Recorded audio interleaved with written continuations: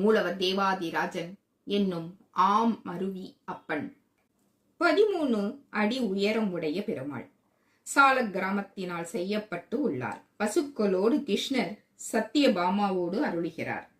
தாயார் செங்கமலவல்லி தனி சன்னதியில் அருள்பாலிக்கிறார். தேரெழுந்தூர் என ஊர் பெயர் வந்தது எப்படி? உபரி சரவசு மாமன்னர் இவர் வானில் தேரில் பறந்து செல்லும் போது தேரின் நிழல்படும் இடமெல்லாம் தீப்பிடித்து எரிந்து கருகி போகுமாம். அப்படி ஒரு வரத்தை பெற்று அதன் மூலம் இன்பம் அடைபவராக இருந்தார். ஸ்ரீகிருஷ்ணர் இந்த ஊரில் மாடுகளை மேய்த்தபோது தேரின் நிழல் மாடுகளின் மீது பட்டு பல கருகி இறந்து போயினர். ஸ்ரீகிருஷ்ணர் தேரின் நிழல் மீது காலால் அழுத்தினார். தேர் தரையில் அழுந்தியது. ஸ்ரீகிருஷ்ணரை வணங்கி நின்ற மன்னரின் ஆணவமும் போனது. இந்த ஊர் தேரெழுந்தூர் என அழைக்கப்பட்டது.